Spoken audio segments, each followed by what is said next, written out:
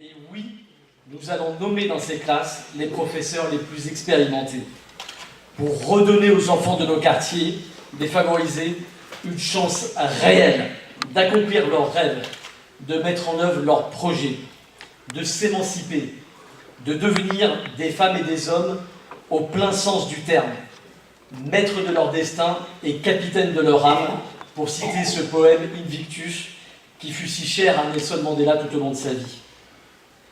Oui, nous allons remettre la République en marche, en luttant sans merci contre les discriminations au sein des entreprises, non pas en créant de nouvelles normes, non, simplement en testant les entreprises et en publiant le nom de celles qui ne laissent pas leur chance aux salariés venus des quartiers, mais aussi aux femmes. L'égalité des chances ne s'arrête pas à l'école, les entreprises font également partie de la République.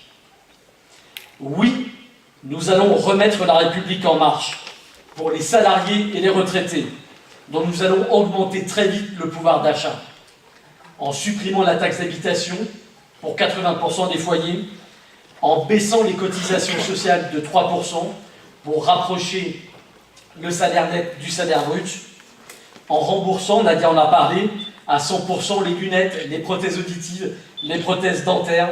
Ce sont des mesures pragmatiques, bien à l'image de notre président de la République, des mesures pragmatiques qui vont améliorer la vie de tous les Français très vite. Oui, nous allons remettre la République en marche pour les demandeurs d'emploi, en faveur desquels nous allons réorienter les 20 milliards de crédits de la formation, afin de leur permettre de se former au métier du futur et de reprendre ainsi toute la place qu'ils méritent dans la société du travail. Oui, nous allons remettre la République en marche pour nos quartiers, parce qu'il n'y aura avec nous aucun territoire perdu de la République, parce que nous voulons partout des services publics efficaces, et parce que nous ne croyons pas que notre jeunesse souhaite être sous perfusion, mais que nous savons au contraire que cette jeunesse de nos quartiers, elle est pleine de talent, elle est pleine d'énergie, elle est pleine de projets, et que c'est cette énergie positive et constructive que nous voulons soutenir. Oui, nous allons remettre en marche la République pour permettre de mieux vivre ensemble, en faisant respecter la laïcité. Oh, pas cette version dévoyée de la laïcité, déformée par la frange la plus radicale de la droite et par le Front National qui cherche à stigmatiser pour exclure. Non, nous sommes pour la laïcité voulue par les députés de 1905.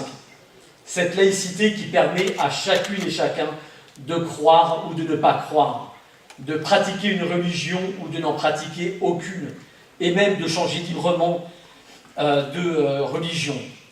Cette laïcité qui permet à chaque citoyen français, qu'il soit ici ou d'ailleurs, de posséder les mêmes droits et les mêmes devoirs, qui nous permet de nous rassembler par-delà nos différences, pour mettre en commun ce qui fait cette belle humanité à laquelle nous appartenons tous, à égalité, oui, à égalité. Parce que cette République en marche que nous construisons, la liberté, l'égalité et la fraternité, dans cette République, vont reprendre toute leur place et toute leur force. Parce que oui, nous sommes des progressistes, nous sommes des humanistes, nous l'assumons pleinement et nous le revendiquons. Alors oui, nous allons remettre la République en marche pour faire de nos campagnes une ruralité active, fière de ses atouts. De Tribala à Riant, aux vignerons de Sancerre, des vignerons de Menetou-Salon, aux arboriculteurs de Saint-Martin-d'Auxigny, des artistes de la Borne, aux entreprises Génialis à Richemont, Mecachrome et Willow Tech à Aubigny, Monin, NBDA, Nexter, la DGA à Bourges. Notre département a des atouts à faire valoir et nous serons, Loïc, Nadia et moi, des avocats passionnés de ces atouts à Paris, dans le département et dans la région. Dans les cantons ruraux, nous étendrons le haut débit et nous supprimerons les zones blanches partout, en orientant vers le Cher la quote-part nécessaire du grand plan d'investissement public de 50 milliards voulu par le président de la République, Emmanuel Macron. Bernard Rousseau, mon suppléant, qui est maire de Pigny, qui est derrière, je le salue, qui est président de la communauté de communes des Terres du Haut-Berry, est un formidable artisan et un formidable ambassadeur de cette ruralité active. Bravo à toi, Bernard.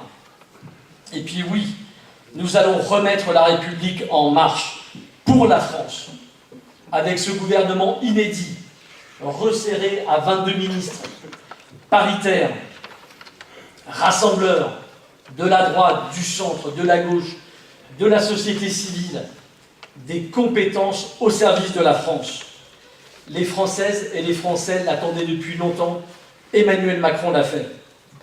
Et puis oui, nous allons remettre la République en marche, avec une Assemblée nationale profondément modifiée, changée, des visages nouveaux, des profils originaux, des élus intègres et déterminés à mettre en œuvre le contrat avec la nation voulu par notre président de la République, Emmanuel Macron. Vous pouvez compter sur moi, vous pouvez compter sur nous pour être des piliers solides de cette majorité à l'Assemblée nationale, pour être des législateurs assidus et pour être des avocats passionnés de Bourges, de Vierzon, de Saint-Amand, de l'ensemble de notre département du Cher. Les autres partis sont dans la contestation, dans la division, dans la confusion. Ils veulent la cohabitation.